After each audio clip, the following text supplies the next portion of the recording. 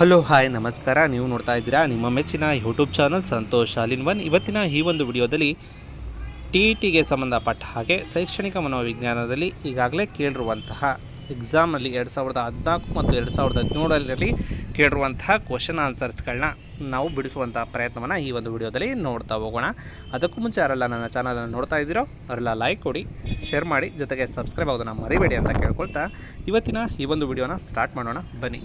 ಇವೆಲ್ಲವೂ ಕೂಡ ನಿಮಗೆ ಎಕ್ಸಾಮ್ ದೃಷ್ಟಿಯಿಂದ ಒಂದು ಸಲ ನೋಡ್ಕೋಬೇಕಾಗುತ್ತೆ ಅಂತ ಹೇಳ್ತಾ ಈಗ ಈ ವಿಡಿಯೋನ ಸ್ಟಾರ್ಟ್ ಮಾಡೋಣ. ಓಕೆ, ಟೀಚರ್ ಎಲಿಜಿಬಿಲಿಟಿ ಟೆಸ್ಟ್ 2017ರಲ್ಲಿ ಪೇಪರ್ 1ನಲ್ಲಿ ಏನೆಲ್ಲ ಕ್ವಶನ್ಗಳನ್ನ ಕೇಳಿದ್ರು ಸೈಕಾಲಜಿಗೆ ಸಂಬಂಧಪಟ್ಟ ಹಾಗೆ ಅನ್ನೋದ್ರ ಬಗ್ಗೆ ನೋಡ್ತಾ ಹೋಗೋಣ.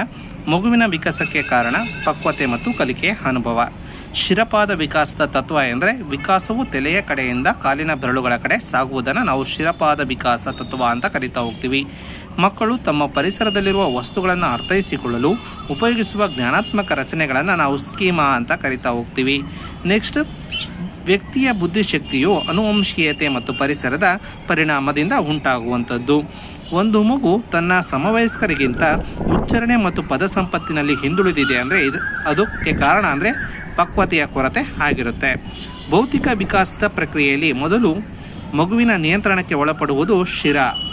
ಒಂದು ಮಗುವಿನ ವಯಸ್ಸು 8 ವರ್ಷ ಹಾಗೂ ಅವನ ಮಾನಸಿಕ ವಯಸ್ಸು 10. ಹಾಗಾದರೆ ಅವನ ಬುದ್ಧಿಶಕ್ತಿ ಸೂಚ್ಯಂಕ ಅಂತ ಕೇಳ್ತಾರೆ. IQ = MA/CA × 100. ಆ ಒಂದು ಫಾರ್ಮುಲಾ ಯೂಸ್ ಮಾಡಿಕೊಂಡ್ರೆ ಬರುವಂಥದ್ದು 125 ಆಗಿರುತ್ತೆ. ನೆಕ್ಸ್ಟ್, ಸಾಮಾಜೀಕರಣ ಪ್ರಕ್ರಿಯೆಯಲ್ಲಿ ಜ್ಞಾನವನ್ನು ಸಹ ರಚಿಸಲಾಗುತ್ತದೆ ಎನ್ನುವ ಸಿದ್ಧಾಂತ ಅಂದರೆ ಅದು ವೈಗೋಟ್ಸ್ಕಿ ಅವರ ಸಿದ್ಧಾಂತ.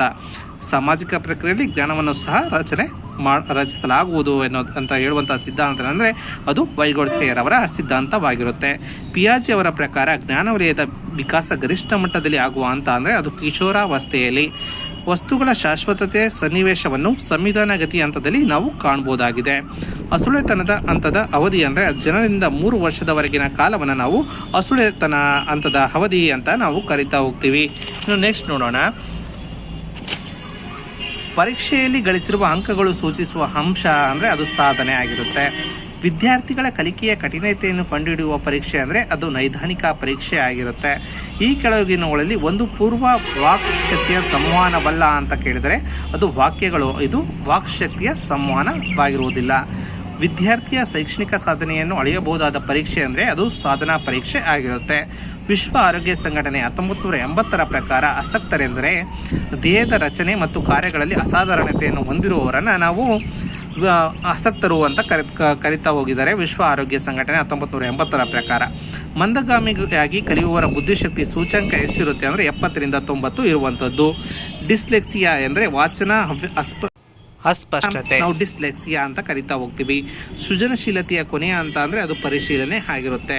ಮಕ್ಕಳು ಸಾಮಾನ್ಯ ವರ್ತನೆಯಿಂದ ಭಿನ್ನವಾಗಿ ಸಾಮಾಜಿಕ ಅನಪೇಕ್ಷಿತ ರೀತಿಯಲ್ಲಿ ವರ್ತಿಸಿದಾಗ ಅವರು ಅಪರಾಧಿಗಳ ಹಾಗೆ ಕಾಣ್ತವ್ರೆ. ಒಂದು ಮಗು 15 ಸೇಬು ಹಣ್ಣಿನ ಬುಟ್ಟಿಯಿಂದ 8 ಸೇಬೆಹಣ್ಣು ತೆಗೆದು ನಂತರ 7 ಹಣ್ಣು ಉಳಿದಿದೆ ಎಂದು ಅರ್ಥೈಸಿಕೊಳ್ಳುತ್ತದೆ. ಇದು ಇದಕ್ಕೆ ಉದಾಹರಣೆ ಆಗಿದೆ ಅಂದರೆ ಪಾರ್ಶ್ವ ವರ್ಗಾವಣೆಗೆ ಉದಾಹರಣೆ ಆಗಿರುವಂಥದ್ದು. ಕ್ರಿಯಾಜನ್ಯ ವರ್ತನೆಯನ್ನು ಧನಾತ್ಮಕ ಪ್ರಚೋದನೆಯ ಮೂಲಕ ದೃಢಗೊಳಿಸಬಹುದು, ಆದರೆ ಋಣಾತ್ಮಕ ಪುನರ್ಬಲನವು ಅದನ್ನು ದುರ್ಬಲಗೊಳಿಸುತ್ತದೆ ಎಂದವರು ಸ್ಕಿನ್ನರ್ ಅವರು ಈ ಒಂದು ಅಂಶವನ್ನು ಹೇಳ್ತಾರೆ. ಒಳನೋಟ ಕಲಿಕೆಯಲ್ಲಿ ಬಳಸದೇ ಇರುವುದು ಪ್ರಯತ್ನ ದೋಷ ಕಲಿಕೆ ಆಗಿರುತ್ತದೆ. ನೆಕ್ಸ್ಟ್, ಈ ಕೆಳಗಿನಲ್ಲಿ ಒಂದು ತರಗತಿಯ ಪ್ರೇರಣಾ ತಂತ್ರವಲ್ಲ ಅಂದರೆ ಶಿಕ್ಷಕ ಕೇಂದ್ರಿತ, ಇದು ತರಗತಿಯ ಪ್ರೇರಣಾ ತಂತ್ರವಾಗಿರುವುದಿಲ್ಲ. ಅನುವಂಶೀಯತೆಯ ಪ್ರಕಾರ ಒಂದು ಮಗು ಅನುವಂಶಿಕವಾಗಿ 50% ಪಿತೃವಿನ ಮತ್ತು 50% ಮಾತೃವಿನ ಕಡೆಯಿಂದ ಬಂದಿರುವಂಥದ್ದಾಗಿರುತ್ತೆ, ಜೀನ್ಗಳು ಬಂದಿರುವಂಥದ್ದಾಗಿರುತ್ತೆ. ಅನಾರೋಗ್ಯಕರ ಮನೋಧೋರಣೆ, ಮೂಢನಂಬಿಕೆ ಮತ್ತು ಭಯ ಇವುಗಳನ್ನು ತೊಡೆದು ಹಾಕಲು ಬಳಸುವ ಸಿದ್ಧಾಂತ ಅಂದರೆ ಸಾಂಪ್ರದಾಯಿಕ ಅನುಬಂಧನವಾಗಿದೆ. ಕಲಿಕೆಯ ಪ್ರಕ್ರಿಯೆಯನ್ನು ಹೆಚ್ಚು ಸಂಭವನೀಯವಾಗಿ ಪುನರ್ಬಲನದ ಮೂಲಕ ಆಗುವುದು ಕ್ರಿಯಾಜನ್ಯ ಅನುಬಂಧನದಲ್ಲಿ. ಈ ಕೆಳಗಿನಲ್ಲಿ ಕ್ರಿಯಾಜನ್ಯ ಅನುಬಂಧನಕ್ಕೆ ಸೇರದೇ ಇರುವುದು ಪ್ರಚೋದನೆ ಇಲ್ಲ, ಪ್ರತಿಕ್ರಿಯೆ ಇಲ್ಲ. ಇದು ಕ್ರಿಯಾಜನ್ಯ ಅನುಬಂಧನಕ್ಕೆ ಸೇರದೇ ಇರುವಂಥದ್ದಾಗಿರುತ್ತೆ. ಉಳಿದವೆಲ್ಲವೂ ಸೇರ್ತವೆ. ಮಕ್ಕಳು ತಂದೆ ತಾಯಿಯರನ್ನು ಹೋಲುತ್ತದೆ, ಇದು ಇದರ ಉದಾಹರಣೆ ಆಗಿದೆ ಅಂತಂದರೆ ಸಾಮ್ಯತೆಯ ನಿಯಮದ ಉದಾಹರಣೆ ಆಗಿರುವಂಥದ್ದು. ಇನ್ನು ನೆಕ್ಸ್ಟ್, TET 2014ರ ಪೇಪರ್ 1 ಪತ್ರಿಕೆಯನ್ನು ನೋಡೋಣ.